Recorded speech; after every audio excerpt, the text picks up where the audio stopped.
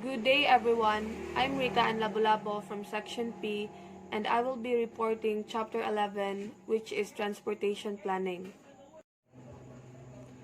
Transportation planning is the process of defining future policies, goals, investments, and designs to prepare for future needs to move people and goods to destination.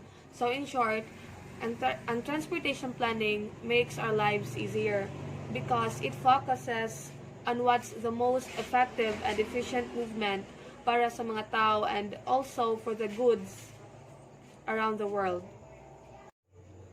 Through transportation planning, mas ma-improve ang access sa different areas by example, pag-build og mga roads. And with that, the accessibility attracts new residents and also businesses that surely help the economic development of a place or a country. The first subtopic of transportation planning is the transportation planning process. This chapter explains how decisions to build a transportation facilities are made and highlights the elements of the process. And also, transportation planning has become institutionalized.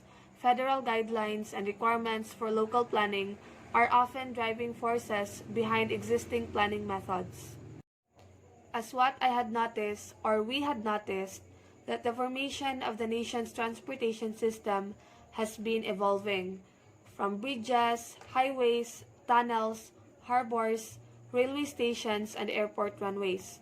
If atong i-compare ni katong gimension nga mga projects sa before o sa karon present, dako ang difference or kanang grabe ang improvement sa mga system sa past and sa present.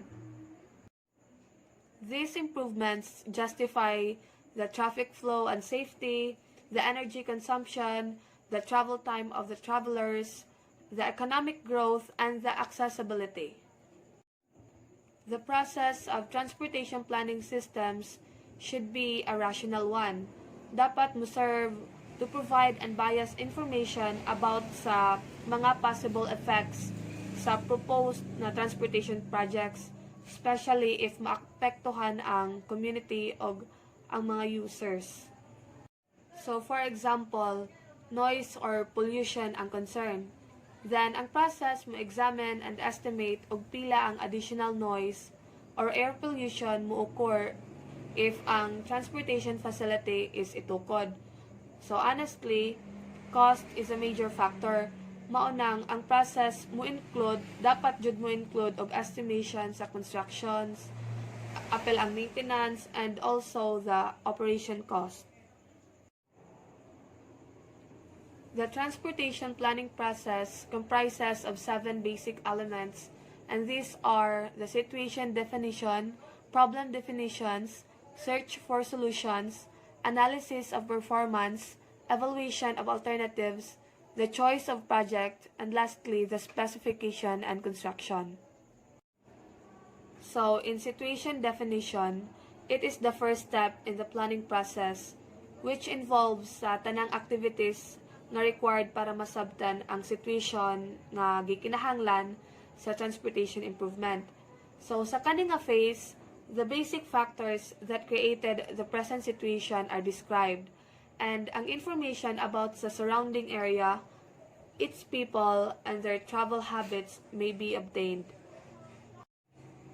The next element is the problem definitions. The purpose of this step is to describe the problem in terms of the objectives to be accomplished by the project, and kato nga mga objectives will be translated into criteria that can be quantified. So, in short, ang objectives are the statement of purpose, like pag-reduce sa traffic congestion, pag-improve sa safety sa mga tao, pag-maximize sa net highway user benefits, and also para ma-reduce ang noise. And then, ang criteria are ang measure of effectiveness nga magamit inig-quantify sa proposed transportation project that will achieve the stated objectives. So, for example, ang objective is to reduce traffic congestion. Then, ang gamiton sa criteria or sa measure of effectiveness is travel time. So, both sa objectives ug i-translate into sa criteria is pareha ra sila masabtan. Then, ang mga characteristics sa mga acceptable system should be identified and ang mga specific limitations and requirements is dapat noted.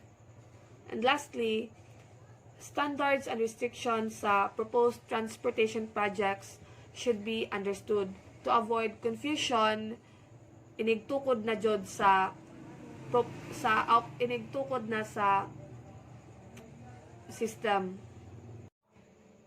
The next phase of planning process is to search for solutions. Consideration is given to a variety of ideas, designs, locations, and system configurations that may be a factor to provide solutions to the problem. So in this stage is the brainstorming stage, in which daghang options or alternatives ang maproposed for testing and evaluation. So in this phase also, nag-include sa mga preliminary feasibility studies which may be helpful or might narrow the range of choices to those that appear most promising. So, in conclusion, ma-determine ang practicality of financial feasibility sa mga proposed alternatives sa kaninga process. The next phase of this process is the analysis of performance. The purpose of performance analysis is para ma-estimate on how each of the alternative would perform under sa present and also sa future conditions. And in this phase also ma-include ang pagdetermine sa investment cost sa pagbuild sa transportation project as well as the annual cost sa maintenance and operation.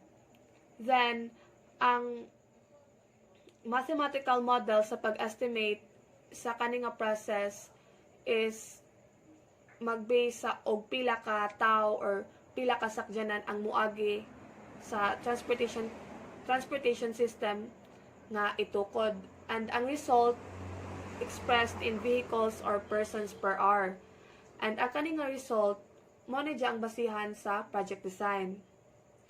Then the other information like the trip length, travel by time of day, and vehicle occupancy is also estimated.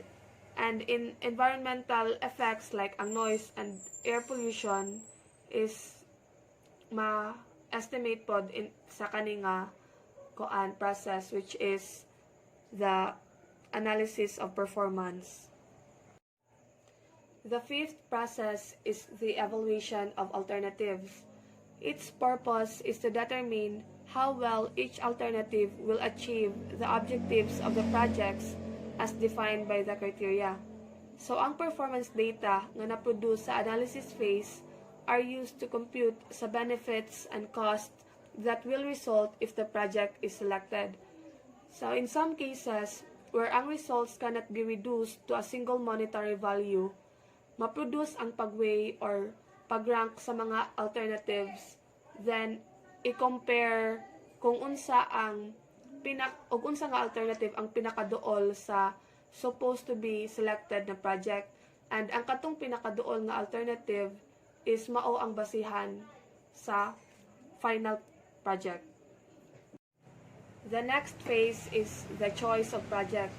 Project selection is made after considering all factors involved. For example, if a project has been authorized and is in the design phase, it might be used and the chosen project would be the one with the lowest cost. So if a project is more complex, daghang factors and considerations ang dapat masunod.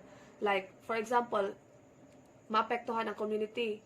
Necessary jud na mag-add og public hearings para makasabot ang mga tao.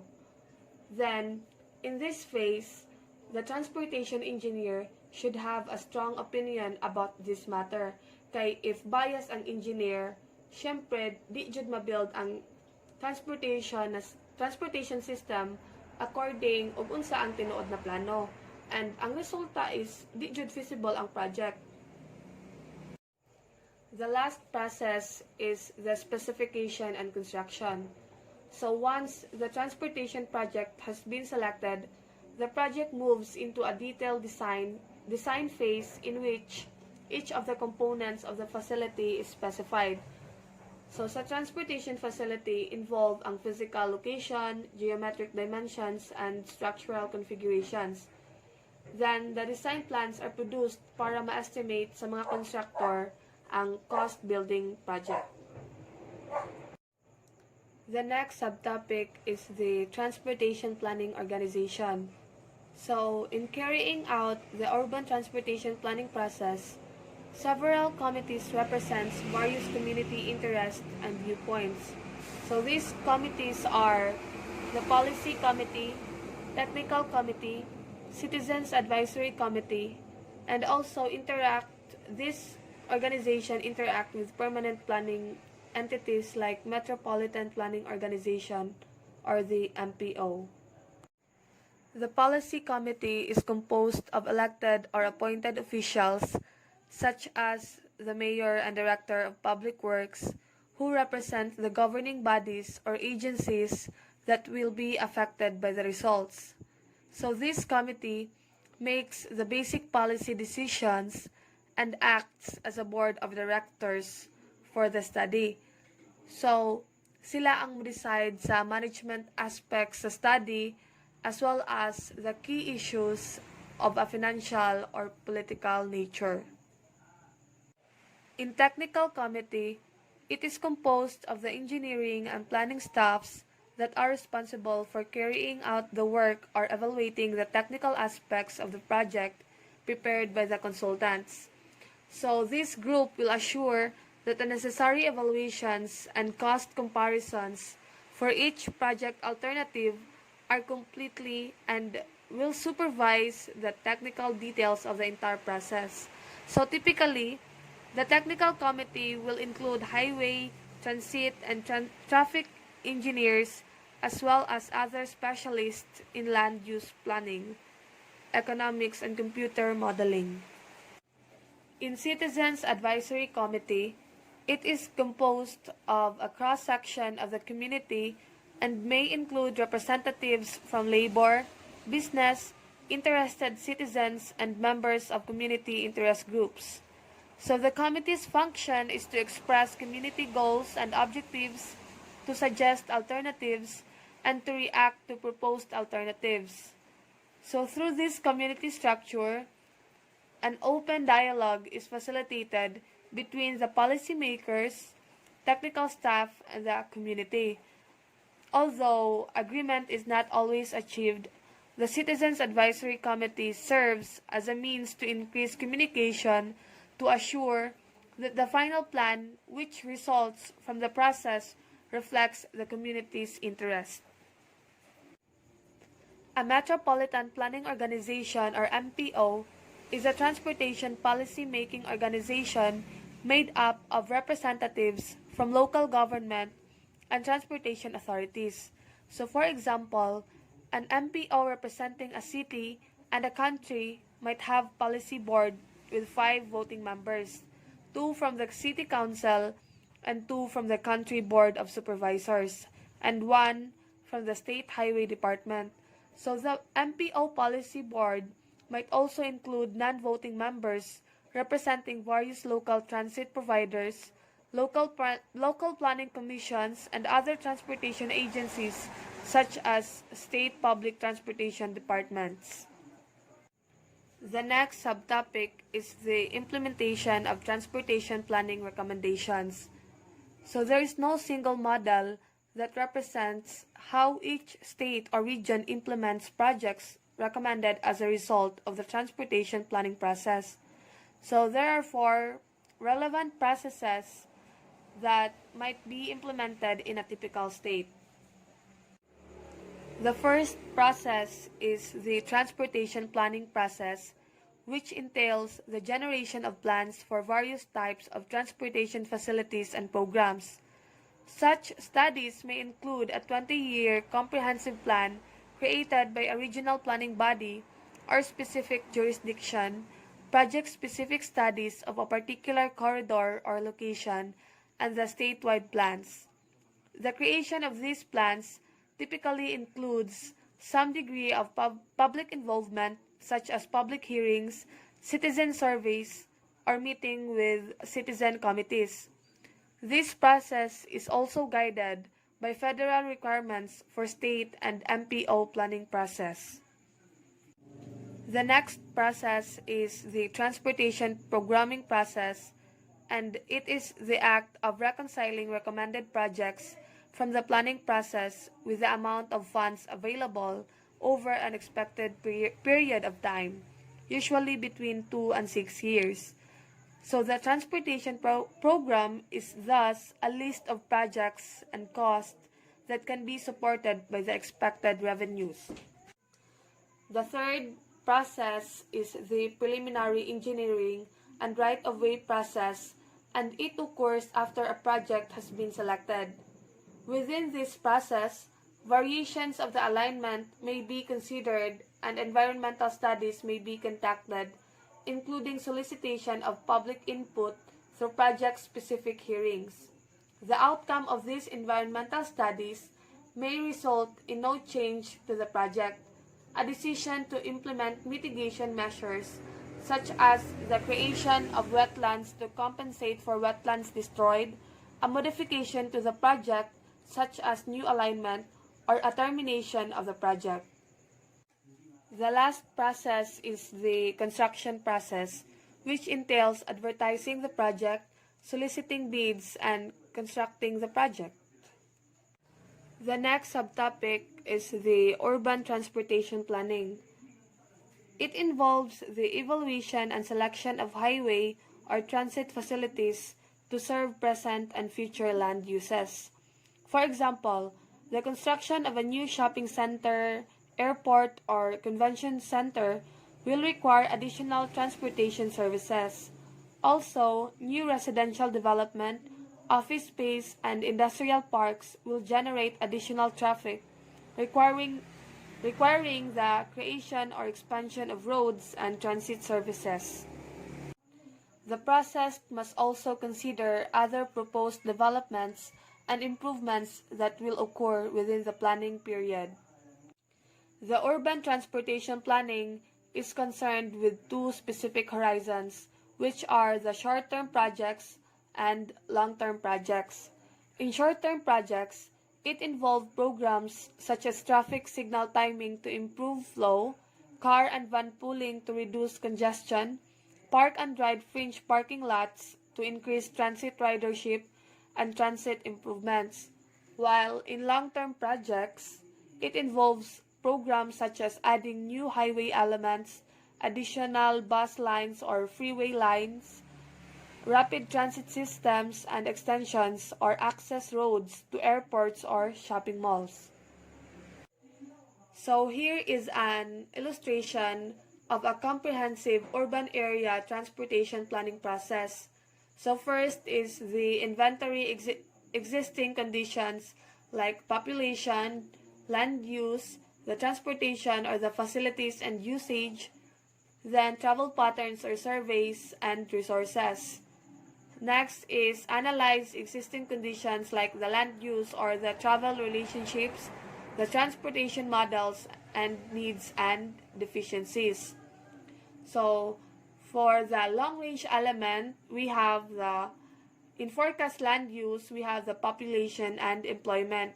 In forecast future travel or trips, there are trip distribution, the mode or split traffic assignment, while in short-range element, we have transportation system and demand management, the access management, and congestion management. Then after that, we develop and evaluate alternative transportation plans like the transportation service, the community impacts, and cost and benefits. Then lastly is to prepare recommended plans and programs like the plan features, the use, cost, benefits, impacts, the staging, financing, implementation strategy, and the study continuation procedures. For the next subtopic is the urban area transportation process. So the first is the inventory of existing travel and facilities. So this is the data gathering activity in which urban travel characteristics are described for each defined geographic unit or traffic zone within the study area. And inventories or surveys are made to determine traffic volumes, land uses, origins and destinations of travelers, the population, employment, and economic activity. In establishment of goals and objectives, the urban transportation study is carried out to develop a program of highway and transit projects that should be completed in the future. Thus, a statement of goals, objectives, and standards is prepared that identifies deficiency in the existing system, desired improvement, and what is to be achieved by the transportation improvements. So for example, if a transit authority is considering the possibility of extending an existing rail line into a newly developed area of the city, its objectives for the new service might be to maximize its revenue from the operations, maximize ridership, promote development, and attract the largest number of auto users so as to relieve traffic congestion. The next is the generation of alternatives. In this phase of the urban transportation planning process, the alternatives to be analyzed will be identified.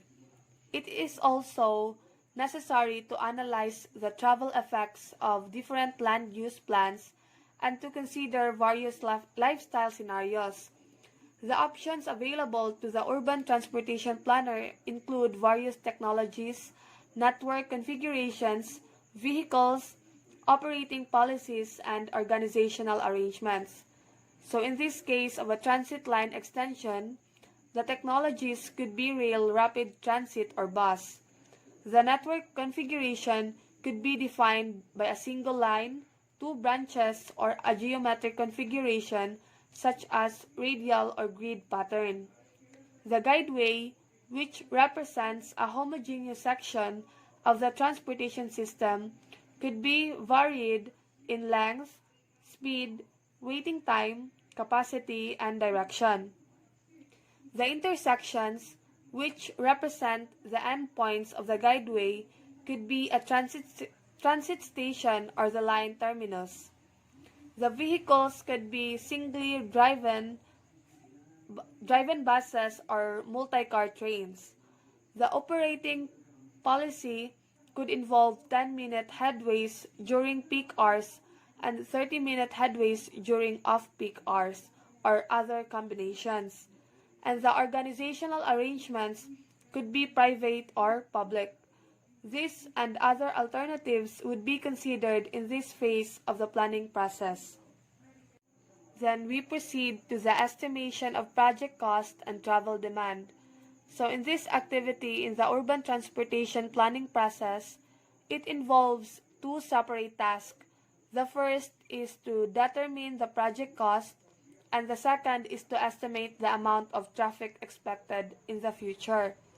So the first is the planning level cost estimation, which at the planning stage may be hampered either because the project has not yet been well defined or because a significant amount of time has passed since the project cost was estimated, rendering the older estimate out of date. So to address the first problem, many transportation agencies maintain a set of unit cost which allows for a quick determination in the absence of more detailed data. So this unit cost may be stratified by area type or like rural or urban, the number of lanes, and roadway design. In planning level demand estimation, it is the future travel is to determine by forecasting future land use in terms of the economic activity and population that the land use in each TAZ will produce. With the land use forecast established in terms of number of jobs, residence, auto ownership, income, and so forth, the traffic that this land use will add to the highway and transit facility can be determined. This is carried out in a four-step process that includes the determination of the number of trips generated, the origin and destination of trips, the mode of transportation used by each trip, for example, auto, bus, rail, and the route taken by each trip. The urban traffic forecasting involves four distinct activities like trip generation, trip distribution, modal split, and network assignment. When the travel forecasting process is completed, the highway and transit volumes on each link of the system will have been estimated. The actual amount of traffic, however, is not known until it occurs. The result of the travel demand forecast can be compared with the present capacity of the system to determine the operating level of service. In evaluation of alternatives, this phase of the process is similar in concept to what was described earlier, but can be complex in practice because of the conflicting objectives and diverse groups that will be affected by an urban transportation projects. So among the groups that could be affected are the traveling public or the users, the highway or transit agencies or the operator, and the non-traveling public or the community. Each of these groups will have different objectives and viewpoints concerning how well the system performs. The traveling public wants to improve speed, safety, and comfort. The transportation agency wishes to minimize cost, and the community wants to preserve its lifestyle and improve or minimize environmental impacts. Here is an example of a travel demand model flowchart.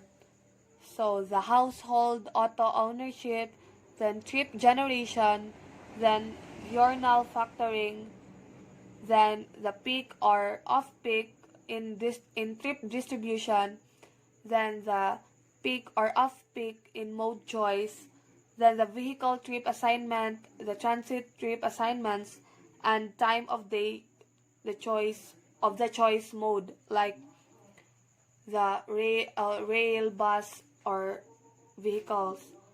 And after that is the evaluation models. The last process is the choice of project. So selection of a project will be based on a process that will ultimately involve elected officials and the public. Quite often, funds to build an urban transportation project, such as a subway system, may involve a public referendum. In other cases, a vote by a state legislature may be required before funds are committed. A multi-year program then will be produced that outlines the projects to be carried out over the next 20 years. With approval in hand, the project can proceed to the specification and construction phase. To accomplish the objectives and tasks of the urban transportation planning process, a technical effort referred to as the urban transportation forecasting process is carried out to analyze the performance of various alternatives. So there are four basic elements and related tasks in the process, which are the data collection or inventories, the analysis of existing conditions and calibration of forecasting techniques, forecast of future travel demand, and the analysis of the result. So these elements and related tasks are described in the following sections. First is the defining study area. So prior to collecting and summarizing the data, it is usually necessary to delineate the study area boundaries and to further subdivide the area into traffic analysis zones for data tabulation. So the first is the socio-economic characteristics should be homogeneous. Then intrazonal trips should be minimized. Physical, political, and historical boundaries should be utilized where possible. Zones should not be created within other zones. The zone system should generate and attract approximately equal trips, household, population, or area. Then zones should use census tract boundaries where possible. Then lastly, the total number of zones should not be so large as to overwhelm computer resources. Next is the data collection. The data collection phase provides information about the city and its people that will serve as the basis for developing travel demand estimates.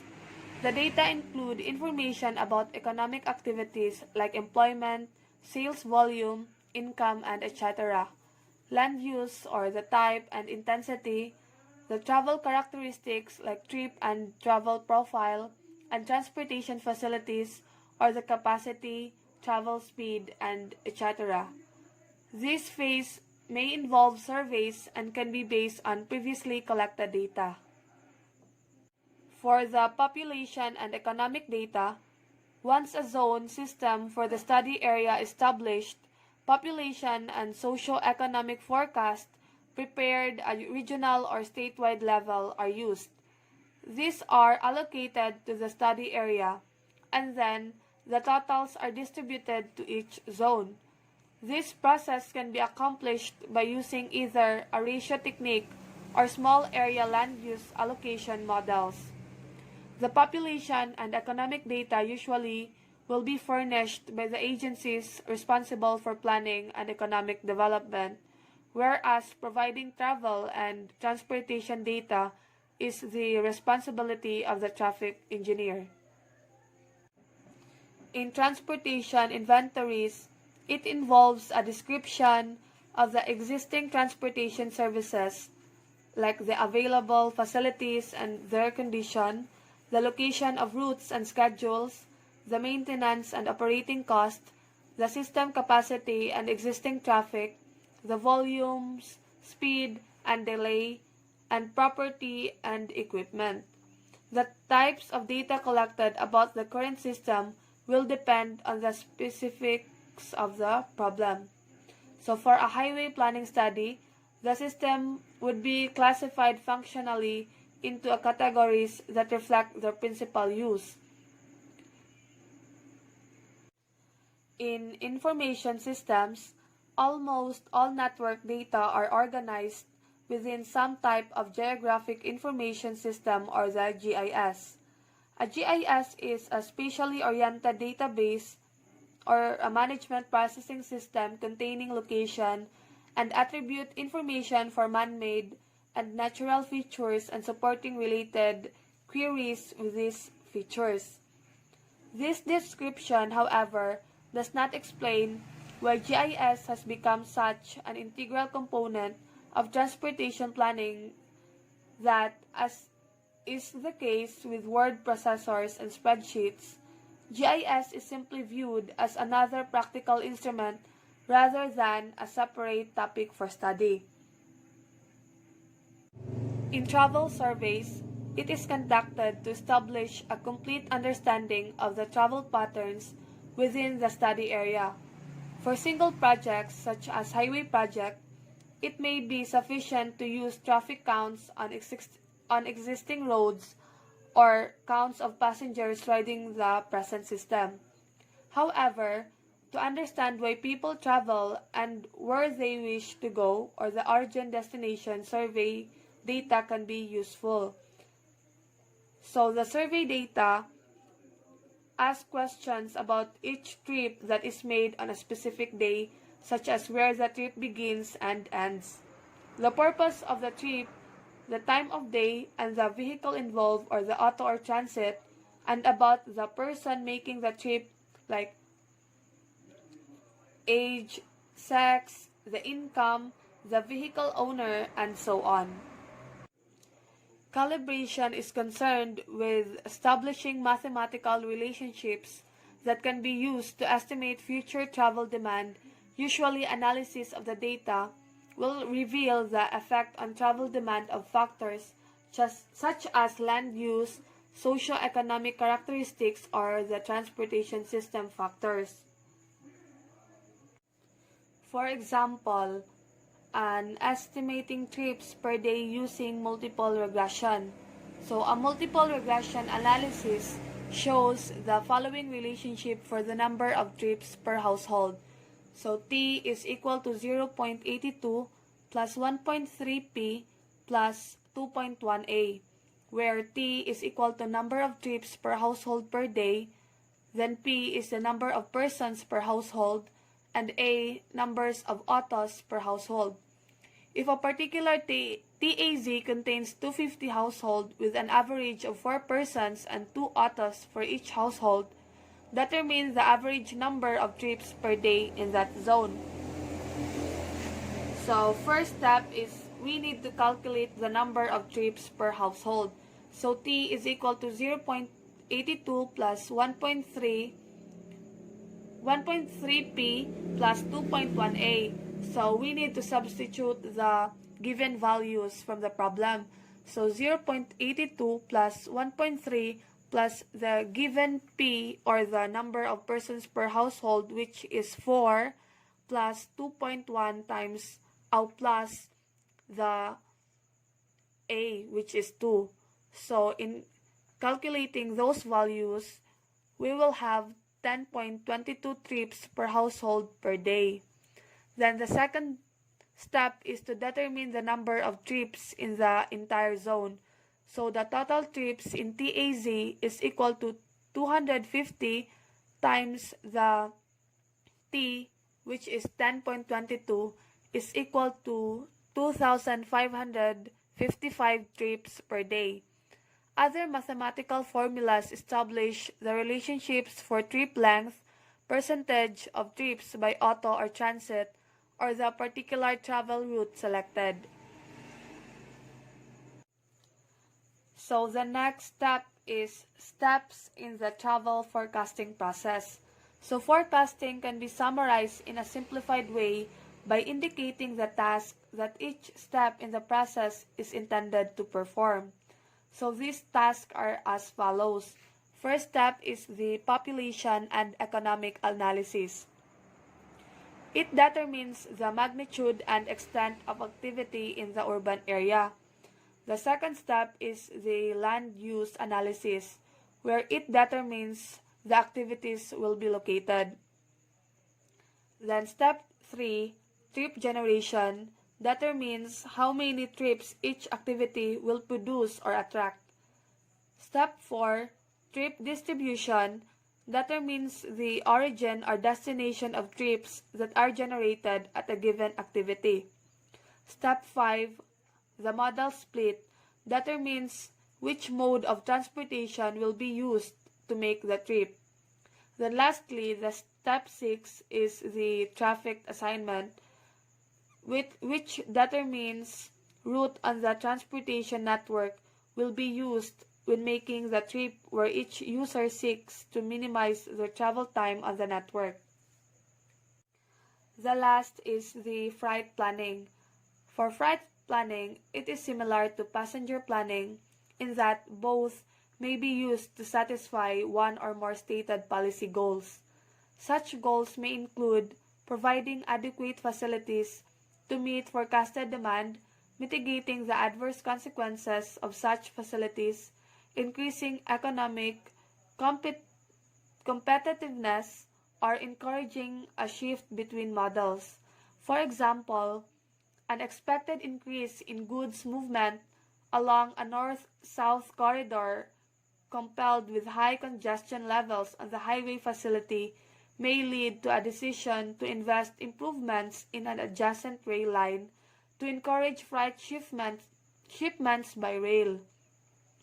Alternatively, the feasibility of an inland port may be assessed with respect to the proposed port's ability to increase market share for a state's seaport at the expense of the ports in other states.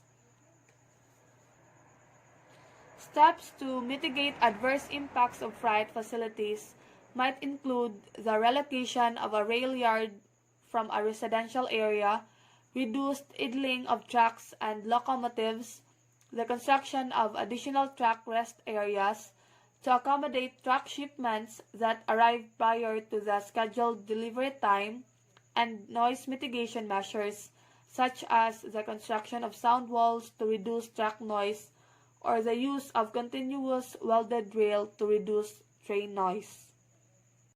To summarize all the information, the transportation projects are selected based on a variety of factors and considerations.